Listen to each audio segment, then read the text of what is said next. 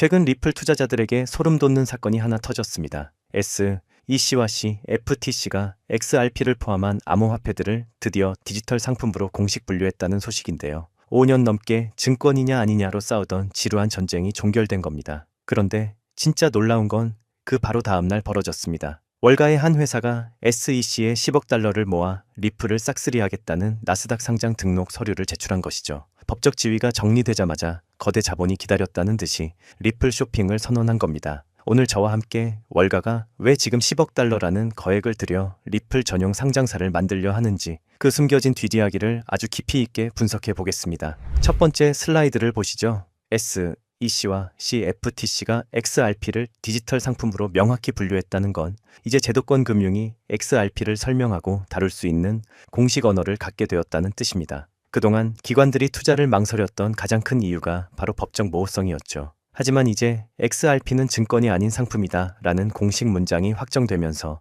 거대 자본 유입을 가로막던 마지막 빗장이 풀렸습니다. 규정의 정리는 곧 자본 시장용 레드카펫이 깔렸음을 의미하며 리플의 가치가 새롭게 정의되는 출발선에 섰음을 시사합니다. 두 번째 슬라이드, 규정이 바뀌자마자 튀어나온 회사가 바로 에버노스입니다. 리플이 전략적으로 밀어주는 이 회사는 나스닥 티커 XRPN으로 상장을 준비 중인데요. 이들의 목표는 명확합니다. 세계 최대의 공개 XRP 트레저리 회사가 되겠다는 것이죠. 비트코인을 대량 매집해 주가를 올리는 마이크로 스트래티지의 전략을 리플 버전으로 실행하겠다는 겁니다. 나스닥 상장을 통해 모은 10억 달러로 공개 시장에서 리플을 대규모로 사들이겠다는 이들의 선언은 XRP 공급량에 엄청난 충격을 줄 수 있는 메가톤급 호재입니다. 세 번째 슬라이드, 에버노스는 단순히 리플을 사서 쌓아두기만 하는 게 아닙니다. 이들은 자신들을 진화형 트레저리라고 부릅니다. 마이크로 스트래티지가 비트코인 보유량 확대에만 집중한다면 에버노스는 보유한 리플을 활용해 기관 대출, 유동성 공급,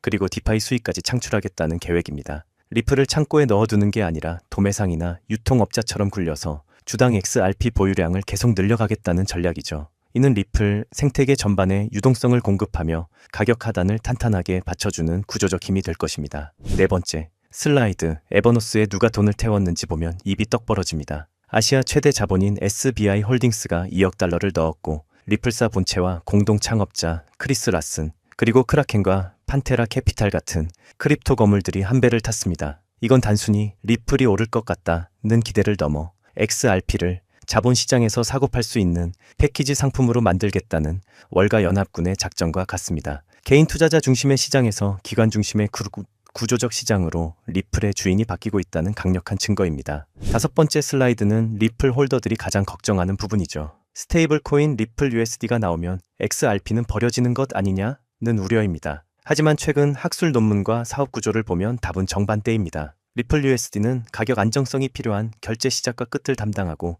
XRP는 그 사이에서 가치를 이동시키는 유동성 브릿지 역할을 수행합니다. 즉, 둘은 경쟁 관계가 아니라 서로를 돕는 환상의 콤비입니다. 갈링하우스 CEO가 XRP는 리플의 북극성이라고 말한 건 사업이 커질수록 XRP의 역할도 더 핵심적으로 변한다는 확신에서 나온 말입니다. 여섯 번째 슬라이드, 왜 상장사라는 그릇이 중요할까요? 전 세계 수조 달러를 굴리는 연기금이나 자산운용사들은 규정상 코인을 직접 지갑에 담기 어렵습니다. 하지만 나스닥에 상장된 에버노스 주식을 사는 건 아무런 문제가 없죠. 에버노스는 기관 투자자들이 법적, 회계적 리스크 없이 리플에 간접 투자할 수 있는 안전한 통로를 제공합니다. 직접 보유 수요와 기관의 간접 노출 수요가 동시에 폭발하는 쌍끌이 매수가 일어날 환경이 조성된 것이며 이는 리플 가격의 장기적 우상향을 이끄는 핵심 동력이 될 것입니다. 일곱 번째 슬라이드, 하지만 우리는 냉정함을 잃지 말아야 합니다. 에버노스는 아직 등록 서류를 낸 단계이지 성공이 확정된 게 아닙니다. 스펙 상장 특성상 주주들이 마음을 바꿔 돈을 빼가는 환매 리스크가 존재하고 나스닥 상장 기준을 충족해야 하는 숙제도 남겨두고 있죠. 특히 에버노스의 리플 평단가가 2.44달러라는 점은 현재 꽤 아픈 평가 손실 구간임을 뜻합니다. 시장은 아직 이 구조적 변화를 가격에 완전히 반영하지 않았고 위로 올라갈 때마다 쏟아질 매도, 대기 물량인 오버행 이슈도 반드시 체크해야 할 변수입니다. 마지막 슬라이드입니다. 결론을 내려보죠. 리플은 이제 쓸모가 있나? 라는 질문을 넘어 자본시장이 어떻게 담을 것인가? 라는 단계로 진입했습니다. 에버노스는 XRP를 독립적인 자본시장 자산으로 번역하려는 월가의 첫 번째 대형 실험입니다. 당장 가격이 오르지 않는다고 조급해하지 마세요. 돈이 들어오는 구조가 먼저 바뀌고 나면 가격은 결국 그 구조를 따라갈 수밖에 없습니다. 1분기 내 상장 절차가 무사히 마무리되는지, 실제 조달 자금이 10억 달러에 달하는지를 확인하며 인내하는 자만이 다음 랠리의 진정한 승자가 될 것입니다.